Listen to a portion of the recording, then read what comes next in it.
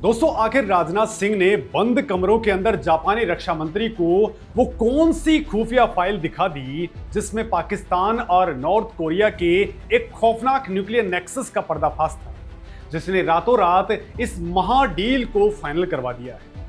Malacca strait के नीचे आखिर ऐसा क्या बिछाया जा रहा है जिससे चाइना का 70% तेल और व्यापार एक ही झटके के अंदर तबाह हो सकता है।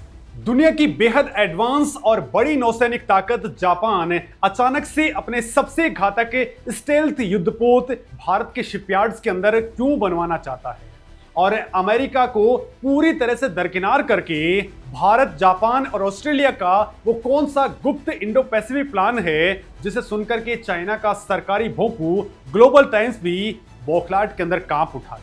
नमस्कार दोस्तों, मेरा नाम है मुकेश और आज हम एक ऐसे जियोपॉलिटिकल भूचाल की बात कर रहे हैं जिसकी स्क्रिप्ट अभी नई दिल्ली के भीतर लिखी जा चुकी है। ये सिर्फ दो देशों की सामान्य मुलाकात नहीं थी, बल्कि एक ड्रैगन के ताबूत में ठोकी गई वो आखिरी कील है जिसने बीजिंग से लेकर के मॉस्को और प्योंगयांग तक की नींदें उड़ा दी। रक्षा मंत्री राजनाथ सिंह और उनके जापानी समकक्ष शिंजिरो कोइजुमी के बीच में जो एमओए यानी कि मेमोरेंडम ऑफ अरेंजमेंट साइन हुआ है, वो आने वाले दशकों के अंदर समंदर की बादशाह तय करने वाला है। पर्दे के पीछे एक बहुत बड़ा पावर गेम चल रहा है, एक ऐसा खेल जिसमें दुनिया की बड़ी शक्तियां अपनी गोटियां सेट कर रही हैं और इस बार बाजी भारत के हाथ में लग चुकी है। दोस्तों, इस पूरी कहानी को समझने के लिए आपको समंदर की लहरों के नीचे चल रहे उस खामोश युद्ध को समझना होगा जिसकी भनक आम दुनिया को नहीं है। चाइना आज प्लान यानी कि पीपुल्स लिबरेशन आर्मी नेवी की दम पर जहाजों की संख्या के अंदर तेजी के साथ में बड़ा विस्तार कर रहा है और वो अपनी नेवी को सबसे बड़ी नेवी बना चुका है। ड्रैगन का घमंड आज 7वें आसमान पर है। वो साउथ चाइना सी के अंदर कृत्रिम द्वीप बना रहा है, ताइवान को निगलने की धमकियां दे रहा है और स्ट्रिंग ऑफ पर्ल्स की रणनीति के तहत भारत को घेरने के लिए हमारे पड़ोस के अंदर बंदरगाह खरीद रहा है। लेकिन चाइना को ये नहीं पता है कि उसकी इस आक्रामकता ने एक ऐसे गठबंधन को जन्म दे दिया है जो उसके पूरे वजूद को खतरे में डाल देगा। इंडिया और जापान ने नौसैनिक जहाजों के डिजाइन, निर्माण और मरम्मत के लिए जिस मेगा प्लान पर मोहर लगाई है, उसने चाइना के रणनीतिकारों के पसीने छुड़ा दिए हैं। अब दोस्तों, आपके दिमाग में ये सवाल कौन रहा होगा कि दुनिया की सबसे बेहतरीन तकनीक रखने वाला जापान आखिर अपने युद्धपोत भारत में क्यों बनवाना चाहता है। तो दोस्तों, यही से शुरू होता है असली कूटनीतिक मास्टरस्ट्रोक। जापान आज दुनिया का तीसरा सबसे बड़ा जहाज निर्माता है। ग्लोबल शिप बिल्डिंग मार्केट के अंदर उसकी 11% की हिस्सेदारी है। जापानी सबमरीन्स अपनी साइलेंट टेक्नोलॉजी के लिए पूरी दुनिया के अंदर खौफ का पर्याय बन जाती हैं, लेकिन जापान के पास में दो सबसे बड़ी कमजोरियां हैं। पहली कमजोरी है उसकी तेजी से बूढ़ी होती आबादी, जिसके कारण वहां पर लेबर कॉस्ट इतनी ज्यादा हो चुकी है कि हथियारों का निर्माण पश्चिमी देशों जितना महंगा पड़ने लग गया है। और दूसरी सबसे बड़ी कमजोरी है उसकी जियोग्राफिकल लोकेशन। जापान चारों तरफ से समंदर से घिरा हुआ एक द्वीपीय देश है जो चाइना और नॉर्थ कोरिया के मिसाइल रेंज के बिल्कुल निशाने पर बैठा है। अगर फ्यूचर के अंदर कोई बड़ा युद्ध छिड़ता है तो जापान के शिपयार्ड से सबसे पहले तबाह हो जाएंगे और यहीं पर एंट्री होती है नए और आक्रामक भारत की। भारत ने 2035 तक दुनिया की शिप बिल्डिंग मार्केट के अंदर 5% की भागीदारी अचीव करने और 2047 तक टॉप 5 देशों के अंदर शामिल होने का एक बेहद महत्वाकांक्षी और एग्रेसिव टारगेट सेट किया है। आज की डेट में भारत के पास में विशाल शिपयार्ड से दुनिया की सबसे बड़ी युवा और कुशल वर्कफोर्स है और मेक इन इंडिया का एक ऐसा इकोसिस्टम है जो रक्षा उत्पादन की लागत को कई गुना कम कर देगा। जापान की कटिंग एज टेक्नोलॉजी और भारत की लार्ज स्केल मैन्युफैक्चरिंग कैपेसिटी जब आपस में मिलेंगी तो एक ऐसा डेडली कॉम्बो तैयार होगा जो पूरी दुनिया के डिफेंस मार्केट के समीकरण पलट करके रख देगा। जापान को अपने जंगी जहाजों के लिए एक ऐसा सुरक्षित बेस चाहिए था जो चाइना की मिसाइलों की सीधी पहुंच से बाहर हो। हिंद महासागर के अंदर मौजूद भारतीय शिपयार्ड से बेहतर और सुरक्षित जगह जापान के लिए पूरी दुनिया में कोई दूसरी जगह नहीं हो सकती है। लेकिन दोस्तों, कहानी सिर्फ जहाज बनाने तक सीमित नहीं है। असली खेल तो समंदर के उन चोक पॉइंट्स पर खेला जा रहा है जहां से चाइना की सांसें चलती हैं। दोनों देशों ने SLOC यानी कि सी लाइन ऑफ कम्युनिकेशंस की सुरक्षा के लिए एक ऐसा चक्रव्यूह तैयार किया है जिसने बीजिंग के होश उड़ा दिए हैं। चाइना का 70% से ज्यादा तेल और अंतरराष्ट्रीय व्यापार मलक्का जलडमरमुद्दे यानी कि स्टेट ऑफ मलक्का से होकर के गुजरता है। ये रास्ता भारत के अंडमान निकोबार आइलैंड के ठीक बगल से निकलता है। दोस्तों सोचिए, अगर युद्ध की स्थिति के अंदर भारत और जापान एक दूसरे के नौसैनिक बेसों और मरम्मत सुविधाओं का इस्तेमाल करने लगे तो क्या होगा। जापानी युद्धपोत अगर अंडमान या फिर भारत के पूर्वी तटों पर रिपेयर और रिफ्यूलिंग करने लगे तो जापानी नौसेना की पहुंच हिंद महासागर के अंदर परमानेंट हो जाएगी। चाइना के व्यापारिक जहाजों और तेल के टैंकर्स को मलक्का के मुहाने पर ब्लॉक करना भारत और जापान के लिए बाएं हाथ का खेल हो जाएगा। चाइना की पूरी इकोनॉमी कुछ ही दिनों के अंदर घुटनों पर आ जाएगी। इस डील के पीछे एक और बहुत बड़ा खुफिया एंगल है जिस पर दुनिया के मेन स्ट्रीम मीडिया का ध्यान भी नहीं गया है। दोस्तों पर्दे के पीछे एक ऐसा खौफनाक चक्रव्यूह नेक्सस काम कर रहा है जिसने नई दिल्ली से लेकर के टोक्यो तक खतरे की घंटियां बजा दी हैं। सूत्रों के मुताबिक ये खबर निकल करके सामने आई है कि भारत ने जापान को पाकिस्तान के एक बहुत बड़े और खतरनाक खेल को लेकर के सख्त चेतावनी दी है। दोस्तों ये तो पूरी दुनिया जानती है कि 90 के दशक में पाकिस्तान के एक्यू खान नेटवर्क ने नॉर्थ कोरिया को सेंट्रीफ्यूज और न्यूक्लियर टेक्नोलॉजी बेची थी, जिसके बदले में तानाशाह की सरकार ने पाकिस्तान को नोडोंग बैलिस्टिक मिसाइलें टेक्नोलॉजी ट्रांसफर की थी। आज रशिया यूक्रेन युद्ध के कारण दुनिया के हालात पूरी तरह से बदल चुके हैं। मॉस्को को हथियारों और तोप के गोलों की जरूरत है जो नॉर्थ कोरिया उसे सप्लाई कर रहा है। इसके बदले में नॉर्थ कोरिया को एडवांस सैटेलाइट और पनडुब्बीज की टेक्नोलॉजीज मिल रही है।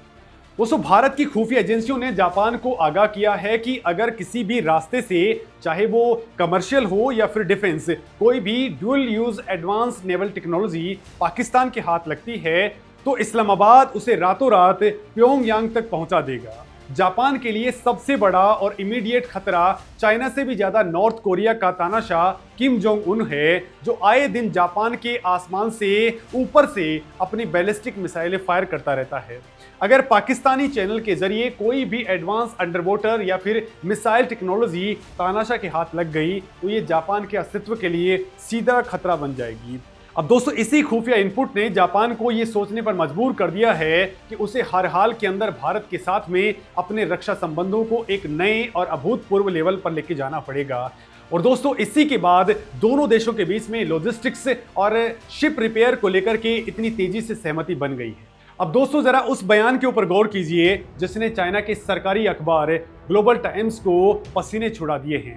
जापान में ऑस्ट्रेलिया के नए राजदूत, जो पहले ऑस्ट्रेलिया के नेशनल इंटेलिजेंस डायरेक्टर और नेशनल सिक्योरिटी एडवाइजर रह चुके हैं, उन्होंने एक ऐसा इंडो पैसिफिक प्लान सामने रखा है जो सीधे सीधे चाइना की चौधराहट को चुनौती देता है।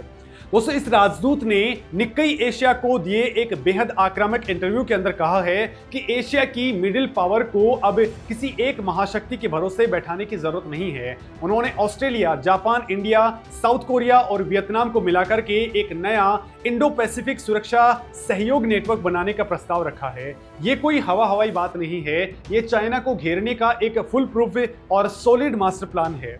अब दोस्तों इसके ऊपर ग्लोबल टाइम्स की बौखलाहट देखने लायक है। चाइना के सरकारी भोंपू ने इसे एक कोरी कल्पना बताते हुए कहा कि ये कोल्ड वॉर के दौर की पुरानी गुटबाजी है। ईस्ट चाइना नॉर्मल यूनिवर्सिटी के प्रोफेसर चान होंग ने यहां तक कह दिया कि ये अमेरिका की साजिश है ताकि वो पर्दे के पीछे रह करके एशिया के देशों को चाइना के खिलाफ भड़का सके। लेकिन सच्चाई ये है कि चाइना अंदर से डरा हुआ है। बीजिंग ये बात बहुत अच्छे तरीके से जानता है कि अगर इंडिया, जापान, ऑस्ट्रेलिया और साउथ कोरिया जैसे देशों ने मिलकर के एक स्वतंत्र डिफेंस पैक्ट बना लिया तो इंडो पैसिफिक के अंदर चाइना का एक छत्र राज हमेशा के लिए खत्म हो जाएगा। अब तक चाइना को लगता था कि अगर अमेरिका कमजोर पड़ा या उसने इस क्षेत्र से ध्यान हटाया तो ताइवान से लेकर के साउथ चाइना सी तक कोई उसे रोकने वाला नहीं है। लेकिन भारत और जापान की ये जुगलबंदी बता रही है कि एशिया की ताकतें अब अमेरिका के बिना भी ड्रैगन का फन कुचलने की कुव्वत रखती हैं। अब दोस्तों इस ज्वाइंट स्टेटमेंट का एक और बहुत ही क्रिटिकल और खुफिया पहलू है जिसे समझने के लिए आपको डिफेंस स्ट्रेटजी की गहराई में उतरना पड़ेगा। राजनाथ सिंह और शिंजिरो कोइजुमी के बयान में एक खास शब्द का बहुत जोर से इस्तेमाल किया गया है और वो शब्द है MCM यानी कि माइन काउंटर मेजर्स। आम जनता शायद इस शब्द की अहमियत को ना समझे, लेकिन नेवल वॉरफेयर के अंदर ये एक ऐसा ब्रह्मास्त्र है जो किसी भी युद्ध का रुख पलट सकता है। दोस्तों, आधुनिक युद्ध के अंदर एयरक्राफ्ट कैरियर्स और क्रूज मिसाइलों से भी ज्यादा साइलेंट और डेडली हथियार समुद्री बारूदी सुरंगें यानी अंडर वाटर माइंस होती हैं। चाइना ने ताइवान स्ट्रेट और साउथ चाइना सी के अहम रास्तों के ऊपर स्मार्ट माइंस का एक ऐसा अदृश्य और घातक जाल बिछाने की तैयारी कर रखी है, जिसमें फंस करके दुश्मन के अरबों डॉलर के जहाज कुछ ही सेकंड्स के अंदर समंदर के तल में समा सकते हैं।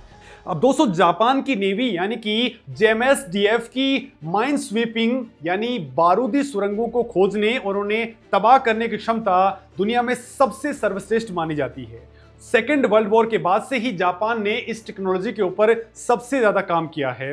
भारत को अपने अहम बंदरगाहों, नौसैनिक बेसों और अंडमान के आसपास के समुद्री इलाकों को चाइनीज सबमरीन द्वारा बिछाई जाने वाली संभावित माइन से सुरक्षित रखने के लिए इस कटिंग एज टेक्नोलॉजी की सख्त जरूरत है। दोस्तों, दोनों देश अब इस बात पर सहमत हो चुके हैं कि माइंस काउंटर मेजर्स के क्षेत्र में अपनी कैपेबिलिटीज का अधिकतम इस्तेमाल करेंगे। इसका सीधा मतलब यह है कि समंदर की अथाह गहराइयों के अंदर अब एक साइलेंट वॉरफेयर स्टार्ट होने जा रहा है, जहां भारत और जापान मिलकर के चाइना के अंडर वाटर डेथ ट्रैप को डिकोड करेंगे। इसी कड़ी में दोस्तों, एक और बड़ा डेवलपमेंट UUVs यानी कि अनमैन्ड अंडर वाटर व्हीकल्स को लेकर के भी हुआ है। भविष्य के युद्ध इंसान नहीं बल्कि मशीनें लड़ेंगी। समंदर के नीचे बिना इंसानों वाले ड्रोन्स और रोबोटिक सबमरीन से दुश्मन के रडार से बचकर के खुफिया जानकारी जुटाने और टारगेट को हिट करने का काम करेंगी। भारत और जापान ने फैसला लिया है कि वो मानव रहित प्रणालियों के इंटीग्रेशन पर तेजी से काम करेंगे। दोस्तों, जरा सोचिए, जब भारतीय शिपयार्ड्स के अंदर जापानी टेक्नोलॉजी से लैस UUVs का मास प्रोडक्शन होगा, तो चाइना की वो किलर सबमरीन से जो महीनों से हिंद महासागर की गहराइयों के अंदर घात लगा करके बैठी रहती हैं, उनका क्या हाल होगा। उन्हें ट्रैक करना, उन्हें जाम करना और जरूरत पड़ने पर उन्हें तबाह करना अब भारतीय नौसेना के लिए बहुत आसान हो जाएगा। इसके साथ ही दोनों देशों ने MDA यानी कि मैरीटाइम डोमेन अवेयरनेस के ऊपर भी इंफॉर्मेशन शेयरिंग को लेकर के जो समझौता किया है, वो ड्रैगन की हर चाल को लाइव मॉनिटर करने का एक फुल प्रूफ सिस्टम है। समंदर में कौन से चाइनीज जहाज कहां पर हैं, कौन सी रिसर्च वेसल्स जासूसी कर रही हैं और कौन सी सबमरीन कहां पर गोता लगा रही हैं, इसका रियल टाइम डेटा अब भारत और जापान के कंट्रोल रूम्स के अंदर फ्लैश होगा। SAR यानी कि सर्च एंड रेस्क्यू और HADR यानी कि humanitarian assistance and disaster relief जैसे समझौते भले ही शांति के समय काम आने वाले हों, लेकिन दोस्तों असल में ये दोनों देशों की नौसेनाओं को एक साथ काम करने, एक दूसरे की कार्यप्रणाली को समझने और किसी भी क्राइसिस के समय तुरंत रिएक्ट करने की जबरदस्त ट्रेनिंग देते हैं। दोस्तों, इस रक्षा साझेदारी का एक और बहुत ही थ्रिलिंग चैप्टर इस साल खुलने जा रहा है। दोनों मंत्रियों ने भारत जापान वायुसेना अभ्यास वीर गार्जियन 2026 को लेकर के जो ऐलान किया है, उसने मिलिट्री ऑब्जर्वर्स के कान खड़े कर दिए हैं। इतिहास में पहली बार Japan air self defense forces यानी कि JASDF के लड़ाकू विमान भारत की धरती पर लैंड करने वाले हैं। ये कोई साधारण युद्धाभ्यास नहीं है। जापान का अपने फाइटर जेट्स को हजारों किलोमीटर दूर भारत भेजना इस बात का सीधा डिक्लेरेशन है कि टोक्यो अब अपने डिफेंस पोस्चर को लेकर के डिफेंसिव नहीं बल्कि एक्सट्रीमली ऑफेंसिव हो चुका है। आसमान में जब भारतीय वायुसेना के सुखोई 30 MKI और राफेल जेट्स साथ ही जापान के अत्याधुनिक लड़ाकू विमानों के साथ में मिलकर के वॉर गेम्स खेलेंगे, तो उसकी गूंज चाइना के पावर कॉरिडोर्स में साफ सुनाई देगी। इसके अलावा दोस्तों, थल सेना के बीच में होने वाले धर्मा गार्जियन और नौसेना के बीच में होने वाले JMX अभ्यासों का दायरा भी अब बहुत बड़ा कर दिया गया है। बयान में साफ तौर पर कहा गया है कि इन ज्वाइंट एक्सरसाइजेज की जटिलता यानी कि कॉम्प्लेक्सिटी को और बढ़ाया जाएगा, और तो और दोनों देशों ने शॉर्ट नोटिस पर युद्धाभ्यास करने की भी बात कही है।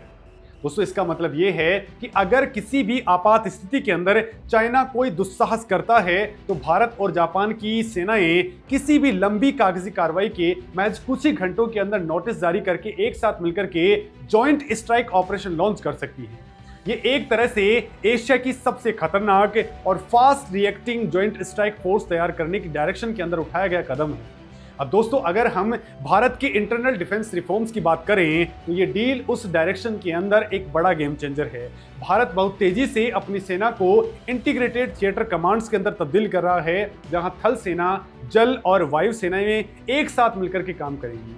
इसी तर्ज पर भारत और जापान ने अपनी अपनी स्पेशल ऑपरेशंस फोर्सेज के बीच में आदान प्रदान बढ़ाने पर जोर दिया है। इसका मतलब यह है कि भारत के मार्कोस और पैरा एसएफ कमांडोज जापानी स्पेशल फोर्सेज के साथ मिलकर के उन क्रिटिकल और डार्क ऑपरेशंस को ट्रेन करेंगे जिनकी जानकारी सिर्फ टॉप लेवल के जनरल्स तक ही सीमित रहेगी।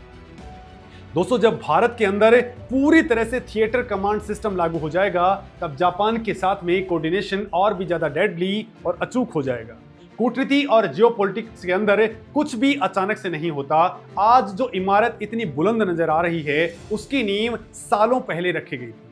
दोस्तों, आपको याद ही होगा कि जुलाई 2026 के अंदर भी दोनों देशों के लीडर्स ने एक जॉइंट स्टेटमेंट जारी किया था। लेकिन दोस्तों, अगर हम थोड़ा और पीछे जाएं तो ये वो विजन है जिसे भारत के प्रधानमंत्री नरेंद्र मोदी और जापान के दिवंगत पूर्व प्रधानमंत्री शिंजो आबे ने मिलकर के बुना था। शिंजो आबे ही वो पहले ग्लोबल लीडर थे जिन्होंने free and open Indo Pacific का नारा दिया था और क्वाड की रूपरेखा तैयार की थी। आज राजनाथ सिंह और शिंजिरो कोइजुमी उसी विजन को एक कॉन्क्रीट मिलिट्री अलायंस के अंदर कन्वर्ट कर रहे हैं। दोनों देशों ने साफ कर दिया है कि वो बल या दबाव के जरिए यथास्थिति बदलने के किसी भी प्रयास का पुरजोर विरोध करते हैं। ये सीधे सीधे चाइना को एक वार्निंग है कि अगर उसने ताइवान या फिर अरुणाचल प्रदेश के अंदर कोई भी मिस एडवेंचर करने की कोशिश की तो उसे सिर्फ एक मोर्चे पर नहीं बल्कि मल्टीपल फ्रंट्स के ऊपर अचानक जवाब मिलेगा। भारत की कूटनीतिक जीत इस बात के अंदर भी है कि वो बिना किसी मिलिट्री ब्लॉक का आधिकारिक हिस्सा बने दुनिया की तमाम बड़ी ताकतों की एडवांस तकनीक और उनके संसाधनों का इस्तेमाल अपने राष्ट्रीय हितों के लिए कर रहा है। दोस्तों, स्ट्रेटेजिक ऑटोनॉमी यानी कि रणनीतिक स्वायत्तता की ये एक ऐसी मास्टर क्लास है जिसे दुनिया के कई देश आज स्टडी कर रहे हैं। भारत ना तो अमेरिका का पिछलगू बना और ना ही उसने रसिया से अपने रिश्ते खराब किए। इसके बावजूद वो जापान जैसे टेक जॉइंट के साथ मिलकर के अपने डिफेंस मैन्युफैक्चरिंग को नेक्स्ट लेवल पर लेकर के जा रहा है। मेक इन इंडिया के तहत जापानी इन्वेस्टमेंट और टेक्नोलॉजी से अब भारतीय शिपयार्ड्स अपग्रेड होंगे। इससे ना सिर्फ हमारी नौसेना मजबूत होगी बल्कि लाखों युवाओं के लिए हाईटेक जॉब्स भी प्रोड्यूस होंगे। ये भारत की इकोनॉमी को बूस्ट करने का एक बहुत बड़ा जरिया बनने वाला है। दोस्तों, एक समय था जब दुनिया की महाशक्तियां एशिया को सिर्फ एक मार्केट समझा करती थी और अपनी शर्तें थोपती थी, लेकिन आज कहानी पूरी तरह से पलट चुकी है। ड्रैगन की आक्रामकता ने उन देशों को एक मंच पर लाकर के खड़ा कर दिया है जो कभी एक दूसरे के साथ में इस तरह के गहरे सैन्य समझौते करने से हिचकिचाया करते थे। जापान का शांतिवादी संविधान जो उसे आक्रामक हथियार बनाने और अपनी सेना को विदेशों के अंदर भेजने से रोकता था, अब जमीनी हकीकत के सामने बदल रहा है और इस बदलाव के अंदर उसका सबसे बड़ा और भरोसेमंद साथी भारत बनकर के उभरा है। दोस्तों, जरा सोचिए, जब मलक्का स्टेट के मुहाने पर भारतीय नौसेना के जंगी जहाज और अंडमान की बेस से ऑपरेट होने वाले जापानी सबमरीन हंटर्स एक साथ पेट्रोलिंग कर रहे होंगे, समंदर के नीचे हजारों यूएवीज और स्मार्ट माइंस का ऐसा जाल बिछा होगा जिसे भेद पाना पीपुल्स लिबरेशन आर्मी नेवी के लिए लगभग नामुमकिन होगा। आसमान में वीर गार्जियन अभ्यास करते लड़ाकू फाइटर जेट्स चाइना के एयर डिफेंस सिस्टम्स की नींद उड़ा रहे होंगे और इन सब के बीच में भारत के शिपयार्ड्स के अंदर दुनिया के सबसे घातक और सबसे जंगी जहाजों का निर्माण युद्ध स्तर पर चल रहा होगा। दोस्तों, ये कोई हॉलीवुड थ्रिलर की फिल्म नहीं है बल्कि ये वो कड़वी और ठोस हकीकत है जो अगले चंद सालों के अंदर पूरी दुनिया देखने वाली है। अब इस पे पूरे मामले पर आपका क्या कुछ कहना है, कमेंट में आप अपनी बात जरूर बताएं, क्योंकि जिस लेवल पर भारत के साथ में जापान जुड़कर के खेल कर रहा है वो चाइना का टेटवा दबाने के लिए काफी होगा। नमस्कार दोस्तों।